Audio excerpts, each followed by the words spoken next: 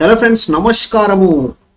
Stock market investment చేసేటప్పుడు దాని నుంచి ఇన్కమ్ పొందుకోవాలి అనే ప్రతి ఒక్క మనిషి కోరుకుంటాడు. కానీ ఇది అంత సహజం, అంత సింపుల్ అనేది ఉంటే ప్రతి ఒక్కళ్ళు మార్కెట్లో ఇన్వెస్ట్మెంట్ చేస్తారు. సో డెఫినెట్లీ స్టాక్ మార్కెట్లో ఇన్వెస్ట్మెంట్ చేసేటప్పుడు కొద్దిగా జాగ్రత్తలు అనేది ప్రతి ఒక్కళ్ళు తీసుకోవాల్సింది అనేది నేను కోరుకుంటున్నాను. ఆ పాయింట్ ఆఫ్ వ్యూ తోటే నేను ఈ పర్టికులర్ వీడియో అనేది చేస్తాను. సో ఎటువంటి స్ట్రాటజీస్ తోటి మనం స్టాక్ మార్కెట్ నుంచి కావాల్సిన బెనిఫిట్స్, రావాల్సిన ఇన్కమ్ మనం పొందొచ్చు అనే బేసిక్ ఎలిమెంట్ ని మనం ఈ పర్టికులర్ వీడియోలో కవర్ చేస్తున్నాము. సో అందరికన్నా ముందు ఈ వీడియోలో మనం ఇవన్నీ టాపిక్స్ 1 by 1 కవర్ చేసుకుంటా వెళ్తాము. సో ఆ బేసిస్ మీద ముందుకెళ్ళిపోదాము.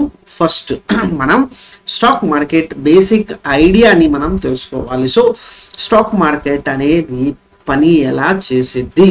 సో ప్రతి మార్కెట్ లాగా స్టాక్ మార్కెట్లో కూడా ఏదో కొనేది అమ్మేది ఉండాలి. సో ఆ కొనేది అమ్మేది అనే వస్తువు ఇక్కడ షేర్స్ అనేది మనం చెప్తాము. సో కంపెనీ షేర్స్ మీరు కొనాలి, అమ్మాలి అనే ఆలోచన మీకు వస్తే అది స్టాక్ మార్కెట్లో సాధ్యం. సో ఆ స్టాక్ మార్కెట్ మనకి ఎక్స్చేంజ్ ప్లస్ ట్రేడింగ్ ప్లాట్ఫామ్స్ ఇవ్వటం జరిగింది. సో ఆ ప్లాట్ఫామ్స్ ద్వారా మనం స్టాక్ మార్కెట్లో ఇన్వెస్ట్మెంట్ చేస్తాము. సో ప్రైస్ పెరగటానికి తగ్గటానికి ముఖ్యమైన కారణం మనం సప్లై ఇంకా డిమాండ్ అనేది మనం చెప్పుకోవచ్చు.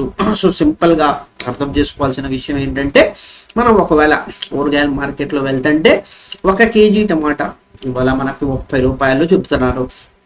ఒక నెల క్రితం చూస్తుంటే అది 50 రూపాయల్లో మనం చూసాము. సో ప్రైస్ అనేది చేసేది డిమాండ్ అనుకూలంగా. సో డిమాండ్ ఎక్కువ ఉంది, సప్లై తక్కువ ఉంది, ప్రైస్ పెరిగింది. సో అదే విధంగా ఇక్కడ కూడా సేమ్ అదే లాజిక్ మీద మనం స్టాక్ మార్కెట్లో కూడా ప్రైస్లో పెరగటం తగ్గటం మనం ఎందుకు జరుగుతుందంటే, కొన్ని ప్రైసెస్కి డిమాండ్ ఎక్కువ ఉంటుంది, కొన్ని కంపెనీస్కి డిమాండ్ తక్కువ ఉన్నప్పుడు అది పెరగటం తగ్గటం అనేది ఒక సింపుల్ ఐడియా తోటి మనం వెళ్తాము. సో ఇప్పుడు మనం స్టాక్ మార్కెట్ అన్నప్పుడు ఈ 4 బేసిక్ ఎలిమెంట్ ఆఫ్ ఇన్వెస్ట్మెంట్ ఎక్కువగా మనం చూస్తాము. So first common stocks. So ఇక్కడ ఓనర్షిప్ అనేది మనకి ఇవ్వటం జరిగింది, ఓటింగ్ రైట్స్ మనకి ఇవ్వటం జరిగింది. ఇక్కడ ముఖ్యంగా మనం డబ్బులు సంపాదించేది ఏంటంటే క్యాపిటల్ అప్రిసియేషన్. అంటే మనం 100 రూపాయలు పెట్టింది 200, 300, 400 మనం ఆ విధంగా మన ప్రైస్ వాల్యూ పెరిగిద్ది అనేది మనం చెప్పుకోవచ్చు. కామన్ స్టాక్స్లో, ప్రిఫర్డ్ స్టాక్స్లో ఎక్కువ శాతం అనేది మనకి బెనిఫిట్స్, డివిడెండ్ పోర్షన్ అంటే కంపెనీ ప్రాఫిట్స్లో ఉన్నప్పుడు ఇవ్వాల్సిన డివిడెండ్స్ ప్రిఫర్డ్ స్టాక్స్ వాళ్ళకి ఇవ్వటం జరిగింది. సో ఓవరాల్గా రిస్క్ ఎలిమెంట్ చూసుకుంటే కామన్ స్టాక్ కన్నా తక్కువ రిస్కీ అనేది మనం ఇక్కడ చెప్పుకుంటాము. మూడో విధానంగా మ్యూచువల్ ఫండ్స్. సో డైరెక్ట్లీ నేను స్టాక్స్ కొనట్లా, డైరెక్ట్లీ నేను ప్రిఫర్డ్ స్టాక్స్లో నేను ఇన్వెస్ట్మెంట్ చేయట్లా, నేను మ్యూచువల్ ఫండ్స్కి నా దగ్గర ఉన్న డబ్బు నేను ఇచ్చాను. సో పూలింగ్ ఆఫ్ మనీ అంటాం మనం. సో ఈ పూలింగ్ ఆఫ్ మనీ తిరిగి స్టాక్స్లో ఇన్వెస్ట్మెంట్ జరిగింది, బాండ్స్లో ఇన్వెస్ట్మెంట్ జరిగింది. సో ఒక ప్రొఫెషనలీ మేనేజ్డ్ మనీ మనం స్టాక్స్లో ఇన్వెస్ట్మెంట్ చేసే ఒక ఇండైరెక్ట్ వేలో ఇన్వెస్ట్మెంట్ చేసేది మనం చెప్పుకుంటాము. సో రీసెంట్గా ఆల్మోస్ట్ ఒక 10 సంవత్సరాల నుంచి ఈటీఎఫ్లో కూడా చాలా ఎక్కువ డబ్బు మార్కెట్లో ఇన్వెస్ట్మెంట్ అవుతుంది. సో దీన్ని కూడా మనం ఒక ఇన్వెస్ట్మెంట్ స్ట్రాటజీ కింద మనం యూజ్ చేసుకోవచ్చు. అది ఎలా మనం ముందు చూద్దాము. సో ఈటీఎఫ్ అనేది ఒక మ్యూచువల్ ఫండే, కానీ మనం స్టాక్ ఎక్స్చేంజ్లోనే మనం ఇది కొనుక్కోవటం, అమ్ముకోవటం అనేది మనం చెప్పుకోవచ్చు. సో ఓవరాల్గా ఫ్లెక్సిబిలిటీ ఇంకా ఎక్స్పెన్సెస్ పాయింట్ ఆఫ్ వ్యూలో ఈటీఎఫ్ అనేది తక్కువగా మనం చెప్పవచ్చు. సో ఇక్కడ స్టాక్ మార్కెట్లో కొన్ని major terminology. So market capitalization మనకి ఏం చెప్పిందంటే కంపెనీ సైజ్, ఎంత పెద్ద సైజ్ కంపెనీ. సో ఇండియాలో లార్జెస్ట్ కంపెనీ అనేది మనం ఏది చెప్తే దాని మార్కెట్ క్యాపిటలైజేషన్ ప్రకారంగా ఇది ఇండియాస్ టాప్ కంపెనీ, ఇది ఇండియాస్ టాప్ 100 కంపెనీస్, ఇది ఇండియాస్ టాప్ 500 కంపెనీస్ అనేది మనం ఒక లిస్ట్ మనం చెప్పుకుంటే అది దేని బేసిస్ మీద ఉంటాయంటే మార్కెట్ క్యాపిటలైజేషన్. సో వాల్యుయేషన్ సింపుల్గా మనం అనుకోవచ్చు, ఒక కంపెనీ వాల్యూ అనేది మనం తెలుసుకోవాలంటే మార్కెట్ క్యాపిటలైజేషన్ ఎంత ఉంది అనేది మనం చెప్పుకోవచ్చు. సో డివిడెండ్స్ లాభం మీకు యాజ్ అ షేర్ హోల్డర్స్, నేను షేర్స్ కొంటేనే నాకు డివిడెండ్స్ వస్తాయి, షేర్స్ కొనకుండా నాకు ఎటువంటి లాభాలు డివిడెండ్ ప్రకారంగా నాకు ఇవ్వటం జరగదు. సో ఇది చాలా ఇంపార్టెంట్. సో బేసిక్ ఇన్వెస్ట్మెంట్ చేసే వెనకాల ఈ కొన్ని టెర్మినాలజీస్ కంపల్సరీ మనం అర్థం చేసుకోవాలి. PE ratio, so PE ratio అనేది వాల్యుయేషన్ రేషియోగా మనం చెప్పుకుంటాము. సో చాలా చాలా ఇంపార్టెంట్ రేషియో అనేది ఈ పర్టికులర్ నంబర్ మనకి రిఫ్లెక్ట్ చేసిద్ది. అంటే నేను ఈ పర్టికులర్ స్టాక్ కొనాలా వద్దా అనే డిసిషన్ మేకింగ్ కోసం ఈ పిఈ రేషియో అనేది మనకి చాలా ఎక్కువగా మనకి డైరెక్షన్ అనేది ఇచ్చింది. దీంతో పాటు కొన్ని ఇన్వెస్ట్మెంట్ స్ట్రాటజీస్ తోటి మనం ముందుకెళ్ళాలి. సో ఆ స్ట్రాటజీస్ బేసిస్ మీద ఫస్ట్ పాయింట్ అనేది ఏంటంటే ఇండివిజువల్ ఫైనాన్షియల్ గోల్స్ క్లారిటీ తోటి మనం వెళ్ళాలి. మన ఆలోచన ఏంటి అనే ఆ గోల్ క్లారిటీ మనం తీసుకోవాలి. సో మనం ఇన్వెస్ట్మెంట్ చేసే వెనకాల ఒక ఇన్వెస్ట్మెంట్ ప్లానింగ్ ఉందా, ఆర్ ఆ తగ్గట్టు మనకి డిజైర్డ్ అవుట్కమ్ అనేది రావాలి. సో అది చాలా చాలా క్లియర్గా ఉండాలి. సో సింపుల్గా ఇక్కడ చెప్పాల్సిన విషయం ఏంటంటే financial goal or goal clarity అంటే ఏంటి. సో ఫస్ట్ నేను ఇన్వెస్ట్మెంట్ చేసినప్పుడు నా క్యాపిటల్ అప్రిసియేషన్ అంటే 100 రూపాయలు పెరిగి 200 అయితే నా ఇన్వెస్ట్మెంట్ గోల్ ఫుల్ఫిల్ అవుతుందా, నేను ఇన్వెస్ట్మెంట్ చేసినప్పుడు నాకు ఒక రెగ్యులర్ ఇన్కమ్ అనేది ఇచ్చేది ఏదైనా పర్టికులర్ కంపెనీ ఉందా, ఆర్ మూడోది నేను పెట్టిన డబ్బు క్యాపిటల్ ఇరోజన్ అవ్వకుండా నేను ఏ ప్రకారంగా నాకు బెనిఫిట్స్ పొందొచ్చు. సో సింపుల్ పాయింట్ అనేది ఏంటంటే నా డబ్బు ఏ విధంగా నాకు బెనిఫిట్స్ ఇవ్వాలి అనేది మనకి ఫైనాన్షియల్ గోల్స్ క్లారిటీ మనం ఇస్తాము. సో దీని బేసిస్ మీద మనం ఎటువంటి స్టాక్స్ కొనాలి, ఎటువంటి ఇన్వెస్ట్మెంట్ డిసిషన్స్ తీసుకోవాలి, ఎటువంటి స్ట్రాటజీస్ మనం ఫాలో అవ్వాలి అనేది ఈ ఫైనాన్షియల్ గోల్స్ ద్వారా మనకి క్లారిటీ అనేది వచ్చింది. సో నేను క్యాపిటల్ అప్రిసియేషన్ ఆలోచనతోటి నేను ఈ స్ట్రాటజీ తోటి నేను వెళ్ళలేను. సో డివిడెండ్ పేయింగ్ స్టాక్స్లో నేను కొనుక్కోలేను. సో ఈ క్లారిటీ ఫస్ట్ ప్రతి ఒక్కరికి ఉండాల్సి మనం చెప్పుకోవచ్చు. సో దీన్ని మనం risk tolerance. So global clarity వచ్చిన తర్వాత ఇండివిజువల్ పర్సన్ ఎంతవరకు రిస్క్ టాలరేట్ చేసుకోవచ్చు, సో దాని బేసిస్ మీద ఇన్వెస్ట్మెంట్ స్ట్రాటజీస్ మనం ఫాలో అవుతాం. రీజన్ ఏంటంటే ప్రతి డబ్బు మార్కెట్స్లో ఫ్లక్చుయేట్ అవుతుంది. సో నేను ఇవాళ పెట్టిన 100 రూపాయలు ఎంతవరకు కింద తగ్గొచ్చు, నేను 80 రూపాయల దాకా తగ్గే అవకాశం ఉందా, 75 రూపాయల దాకా తగ్గే అవకాశం ఉందా. సో దీన్ని మనం బేసికలీ క్యాపిటల్ డిగ్రేడేషన్ మనం చెప్పుకోవచ్చు. మనం ఏంటంటే ఓవరాల్ క్యాపిటల్ ఇరోజన్ అనేది మనం చెప్పుకోవచ్చు. సో దీనివల్ల మనం ఎక్సైట్మెంట్ అనేది ఎక్కువగా అయిపోతుంది, మనం ఎక్కువగా పానిక్ అయిపోతాం. సో 100 రూపాయలది 75 రూపాయలు అయిపోయింది అనుకో, 25% మీ ఓవరాల్ పోర్ట్ఫోలియో డౌన్ ఉంటుంది. సో ఇది ప్రతి ఒక్కళ్ళకి నచ్చదు. కొంతమంది రిస్క్ పర్లేదు, రిస్క్ లేకుండా మనకి బెనిఫిట్ ఉండదు, కానీ రిస్క్ తీసుకుంటే ఒక క్యాలిక్యులేటెడ్ రిస్క్ అనేది ఉండాలి అనేది మనం చెప్పుకోవచ్చు.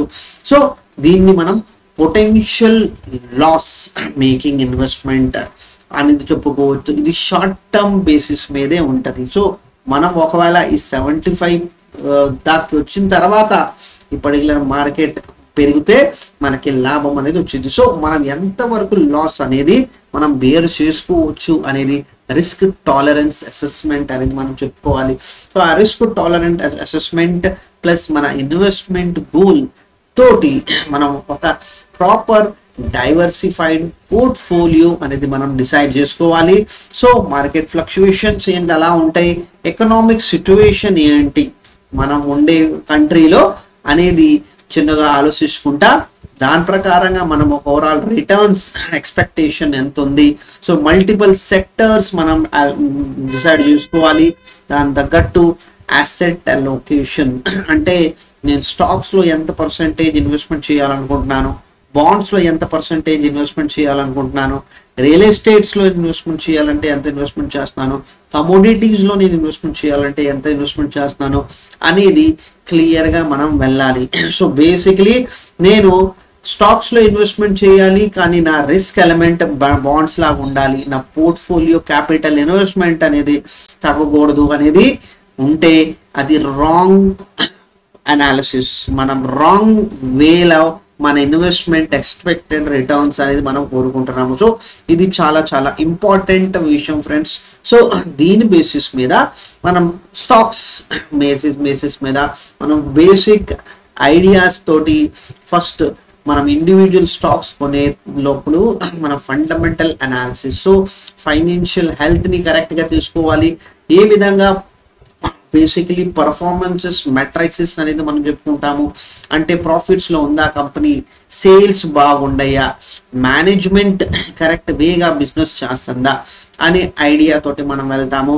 సో ఇవన్నీ డిసిషన్ చూసుకున్న తర్వాత ఈ పర్టికులర్ స్టాక్ అండర్ వాల్యూడా ఓవర్ వాల్యూడా అనే అసెస్మెంట్ ఇవ్వాల్సిన స్ట్రక్చర్ని మనం ఫండమెంటల్ అనాలిసిస్ అనేది మనం చెప్పుకుంటాము.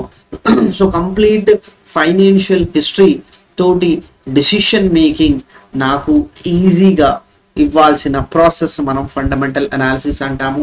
కొంతమంది ఏమంటారంటే ఎంత డీటెయిల్గా నేను స్టడీ చేయలేను, ప్రైస్ మూమెంట్ తోటి నేను ఒక డిసిషన్ మేకింగ్ తీసుకునే కెపాసిటీ నాకు ఈ పర్టికులర్ మార్కెట్ అవైలబిలిటీ చేసేదా. సో దానికి మనం టెక్నికల్ అనాలిసిస్ అనేది మనం చెప్పుకుంటాము. ఇక్కడ price movement is the king. So price volume correct వేగా మనం అసెస్ చేసుకుంటే మనం టెక్నికల్ అనాలిసిస్ ద్వారా కూడా మనం కావాల్సిన కంపెనీలో మనం ఇన్వెస్ట్మెంట్ అనేది చేసుకోవచ్చు. ఇక్కడ ప్రైస్ వాల్యూమ్ మూవ్మెంట్తో పాటు మనం కరెక్ట్ ఇండికేటర్స్ని కూడా మనం యాడ్ చేసుకుంటే ప్రైస్ మూవ్మెంట్ తోటి అది కూడా చాలా చాలా ఈజీగా మనకి మన ఇన్వెస్ట్మెంట్ డిసిషన్కి ముందు వెళ్ళడానికి ఉపయోగపడింది. సో ఇక్కడ మీరు చూడొచ్చు, ఇక్కడ ఒక లైన్ అనేది మనకు కనిపిస్తుంది, ఇక్కడ మీరు చూస్తున్నారు ఇది ఒక లైన్ కనిపిస్తుంది. సో ఇది బేసికలీ మూవింగ్ యావరేజెస్ ఇండికేషన్స్ మనకి సపోర్ట్ తీసుకుంది. ఇది ప్రైస్ మూవ్మెంట్కి మనం ఈ పర్టికులర్ లైన్స్ తోటి మనం ఒక ఇన్వెస్ట్మెంట్ డిసిషన్స్ అనేది మనం తీసుకుంటున్నాము. ఇక్కడ మనకి వాల్యూమ్స్ కనిపిస్తున్నాయి, ఇక్కడ వాల్యూమ్స్ కనిపిస్తున్నాయి, ఇక్కడ మనకి ఏమీ వాల్యూమ్స్ కనిపించట్లేదు. సో దీంతో ఒక డిసిషన్ అనేది మనం తీసుకోవచ్చా అనేది టెక్నికల్ అనాలిసిస్ అనేది మనకి చూపించింది.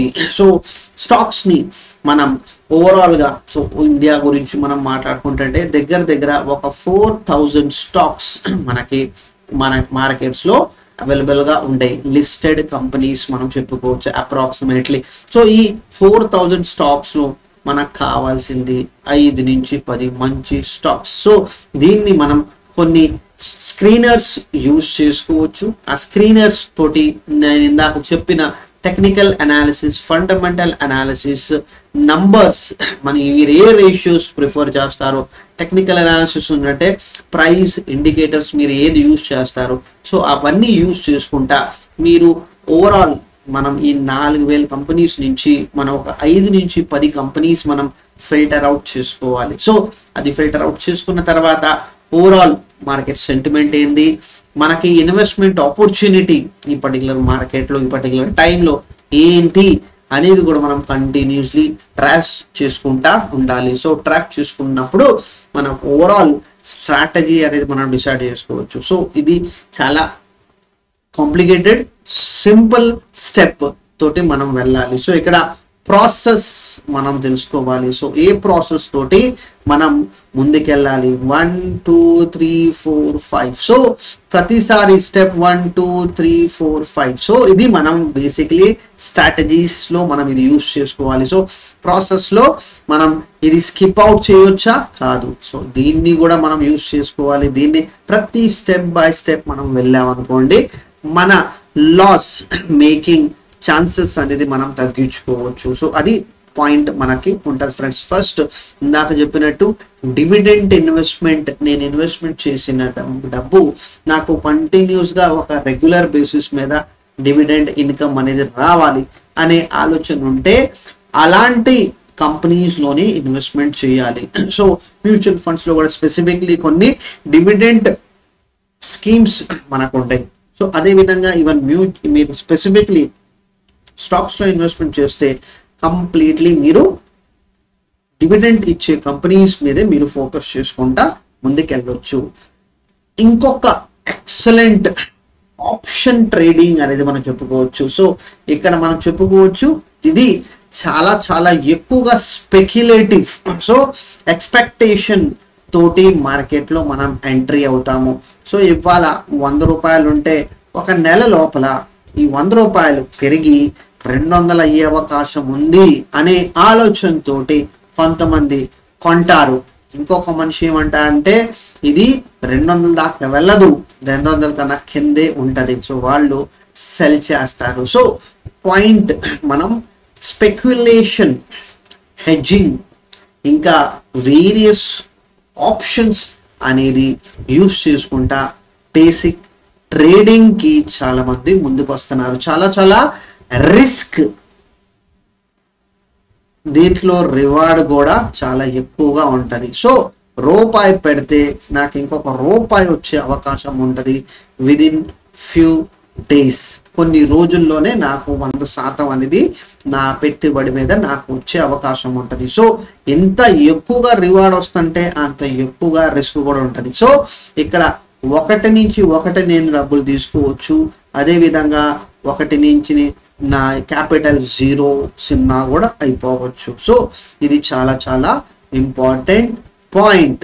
సో ఎంత రిస్క్ ఉంది అంత రివార్డ్ కూడా ఉంటుంది. సో ఆ కాంప్లెక్స్ ప్రోడక్ట్ని కరెక్ట్ వేగా అర్థం చేసుకొని మీరు ఎంటర్ అవ్వాలి. సో సింపుల్ పాయింట్ అనేది ఏంటంటే ఎక్కువ రిస్క్ ఉంది, ఎక్కువ స్టెప్స్ మనం ఫాలో అవ్వాలి. సో ప్రాసెస్ మనం కరెక్ట్గా ఫాలో అవ్వాలి. సో ఫస్ట్ నుంచి 5th స్టెప్గా నేను కంటిన్యూస్లీ స్టెప్ బై స్టెప్ ప్రతి ఒక్క ప్రాసెస్ కంప్లీట్ అవుతున్నానా?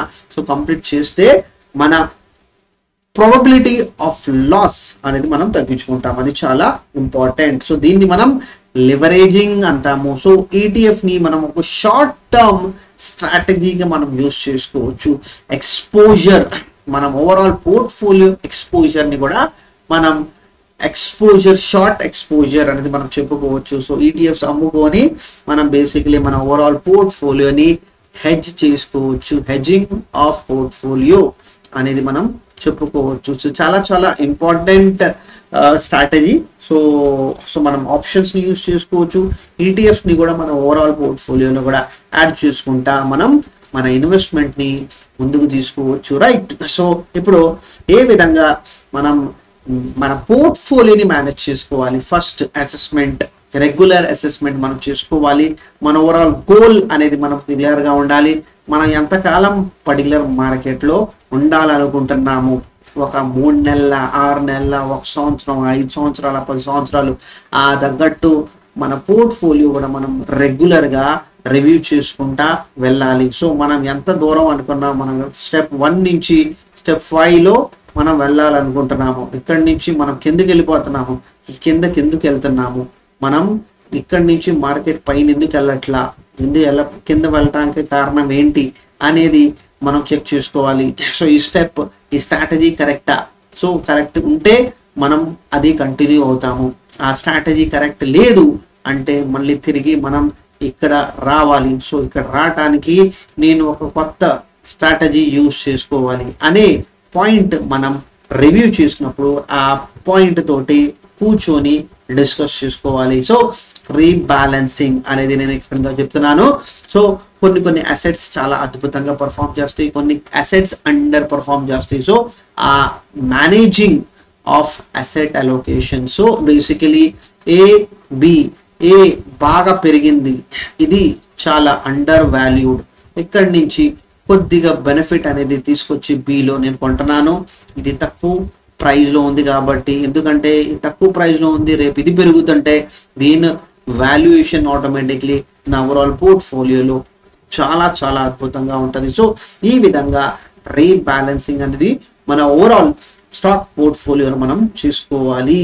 సో ఇక్కడ ట్యాక్స్ ఎఫిషియన్సీ అనేది మనం చెక్ చేసుకోవాలి ఫ్రెండ్స్. ఇక్కడ ట్యాక్స్ ఎఫిషియన్సీలో మనకి ఇది యుఎస్ కోసం మనం ఇక్కడ చూస్తున్నాము. సో మనం అక్కడ బేసికలీ ఏటీసీ కింద మనం మన ఇన్వెస్ట్మెంట్ యూస్ చేసుకోవచ్చా, or long term capital gain, short term capital gain, stocks plus mutual funds లో మనం ఆలోచనతోటి ఆ విధంగా మనం ఇన్వెస్ట్మెంట్ చేసుకోవాలి.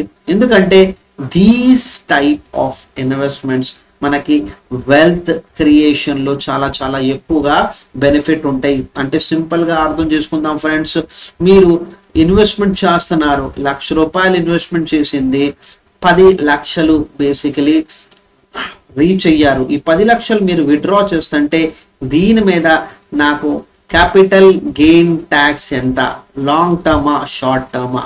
సో లాంగ్ టర్మ్ ఉంటే నాకు ట్యాక్స్ పే చేయాలి, షార్ట్ టర్మ్ ఉంటే ఎంత ట్యాక్స్ పే చేయాలి అనే క్లారిటీ మనం ఇన్వెస్ట్మెంట్ విత్డ్రా చేసినప్పుడు ఆర్ మన ఓవరాల్ పోర్ట్ఫోలియోని మనం సెల్ ఆఫ్ చేసినప్పుడు మనం ఖచ్చితంగా ఈ పాయింట్ గుర్తుంచుకోవాలి. సో చాలా చాలా ఇంపార్టెంట్ పాయింట్ అనేది ఏంటంటే మనకి స్టాక్ మార్కెట్లో మనం ఖచ్చితంగా ఇన్ఫార్మ్డ్ ఉండాలి, కంటిన్యూస్గా మనం నేర్చుకుంటా వెళ్ళాలి. సో 30 సంవత్సరాల నుంచి నేను మార్కెట్లో ఉన్నాను, నాకు నాలెడ్జ్ చాలా ఎక్కువ ఉంది, నేను ఫర్దర్గా తెలుసుకోలేను, నాకు మళ్ళీ ఇంకా ఎక్కువ చదవాల్సిన అవసరం లేదు, తెలుసుకోవాల్సిన అవసరం లేదు అనేది ఆలోచనతో ఉండకూడదు. మీరు మార్కెట్లో డబ్బులు సంపాదించాలంటే మార్కెట్ ఏ విధంగా మూవ్ అవుతుంది, ఏ కారణాల వల్ల ప్రైస్ కింద వస్తుంది, ఏ కారణాల వల్ల ప్రైస్ పైకి వెళ్ళే అవకాశం ఉంది అనేది చాలా దృఢంగా మీరు ఆ నాలెడ్జ్ని మీరు పెంచుకుంటే చాలా చాలా అద్భుతంగా మీరు తెలుసుకుంటారు. So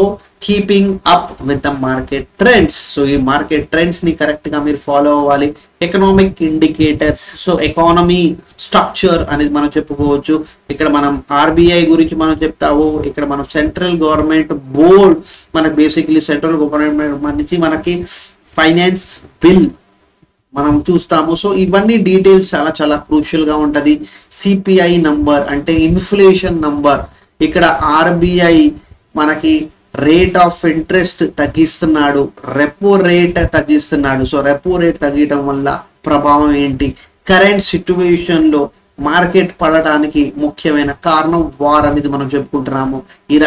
Iran Israel war, Pakistan and India మధ్యలో కొద్దిగా టెన్షన్స్ వచ్చినప్పుడు ఆ సిచ్యువేషన్ లో కూడా మార్కెట్ అనేది 2-3 రోజులు ఫాలో అవటం మనం చూసాము. సో ఇక్కడ చిన్న చిన్న ఇంపార్టెంట్ ఎకనామిక్ ఫ్యాక్టర్స్ మార్కెట్ మీద చాలా చాలా స్ట్రాంగ్ ఇంపాక్ట్ అనేది చూడటాము. సో ఇవన్నీ క్లియర్గా మనం అర్థం చేసుకోవాలి. సో ఆ అనాలిసిస్, ఆ న్యూస్ అనేది మనం కంటిన్యూస్గా ట్రాక్ చేసుకొని దాని ఇంపాక్ట్ మన మార్కెట్ మీద, మన స్టాక్ మార్కెట్ పోర్ట్ఫోలియో మీద ఎంత ఉంటుంది అనే అసెస్ మనం కరెక్ట్గా తీసుకోవాలి. సో ఇది ఒక ongoing learning process. So ఇన్వెస్ట్మెంట్లో సక్సెస్ కూడా చూడాలి, ఫెయిలియర్స్ కూడా చూస్తాము. సో ఫెయిలియర్స్ తోటి మనం కొద్దిగా మన అవుట్లుక్ అనేది మనం మార్చుకోవచ్చు, మన స్టడీస్ మనం ఇంప్రూవ్ చేసుకోవచ్చు, మన నాలెడ్జ్ ఇంప్రూవ్ చేసుకోవచ్చు. చాలా చాలా ఇంపార్టెంట్గా ఉంటుంది. సో ఫైనాన్షియల్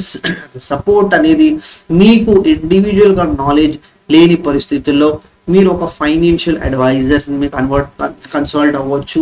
ఎందుకంటే ఫైనాన్షియల్ అడ్వైజర్స్ పర్సనల్ అసిస్టెన్స్ ఉంటారు. సో పర్సనల్ అసిస్టెన్స్ అంటే మీ వివరాలు, ఇండివిజువల్ ఫైనాన్షియల్ రిక్వైర్మెంట్స్ వాళ్ళతో మీరు డిస్కస్ చేసుకోవచ్చు. ఆ తగ్గట్టు మీ ఓవరాల్ పోర్ట్ఫోలియో డిసైడ్ చేసుకొని మీకు ఒక స్ట్రక్చర్ అనేది ఇస్తాడు. కంటిన్యూస్గా మీ ఇన్పుట్స్ తీసుకొని వాళ్ళు ఫర్దర్గా ఇంకా మీకు ప్రాపర్గా ఈ పర్టికులర్ స్ట్రక్చర్ని మీరు డిజైన్ చేసుకుంటా వెళ్తారు. సో కొన్ని ఇన్వెస్ట్మెంట్ టూల్స్ సపోర్ట్ ఇవ్వటం జరిగింది. వాళ్ళ నాలెడ్జ్, మీ ఫైనాన్షియల్ గోల్స్, మీ రిక్వైర్మెంట్, మీ ఇన్వెస్ట్మెంట్ ప్రాపర్ వేగా మీరు ఛానలైజ్ చేసుకొని మీ ఫైనాన్షియల్ గోల్స్ని మీరు కవర్ చేసుకోవచ్చు. సో ఓవరాల్గా మనం స్టాక్ మార్కెట్లో ఇన్వెస్ట్మెంట్ చేయాలంటే ఫస్ట్ మార్కెట్ గురించి క్లియర్గా తెలుసుకోవాలి, స్ట్రాటజీస్ దాని తగ్గట్టు మనం ముందుకెళ్ళాలి. సో మార్కెట్లో కంటిన్యూస్గా మనం స్టడీ చేసుకుంటా వెళ్తే అంత అద్భుతంగా మీరు ఈ పర్టికులర్ మార్కెట్ పల్స్ని క్యాచ్ చేసుకొని మార్కెట్లో ముందుకెళ్తారు. సో దీని తగ్గట్టు ఫ్రెండ్స్ ఏదైనా రిక్వైర్మెంట్ ఉంటే మీరు ఈ ఇచ్చిన నంబర్లో మీరు కాంటాక్ట్ అవ్వచ్చు. ఎప్పుడైనా ఒకవేళ ఫోన్ మిస్ అయిపోతే ఫ్రెండ్స్ మీరు ఒక SMS చేసుకోవచ్చు, ఆర్ ఎల్స్ వాట్సాప్ లో కూడా మీరు ఈ నంబర్ తోటి మీరు ఇన్ఫర్మేషన్ అనేది మీరు అడగొచ్చు. దాని తగ్గట్టు నా టైం కుదిరినప్పుడు నేను మీకు డెఫినెట్లీ ఇన్ఫర్మేషన్ అనేది ప్రజెంట్ చేస్తాను. ఫర్దర్గా హెల్త్ అంటే డెఫినెట్లీ మనం ముందుగా కలిసి మీ ఓవరాల్ ఫైనాన్షియల్ జర్నీని మనం ఇంకా ప్రాపర్గా ముందుకు తీసుకెళ్తాం ఫ్రెండ్స్. దీంతో నేను సెలవు తీసుకుంటాను. Thank you very much.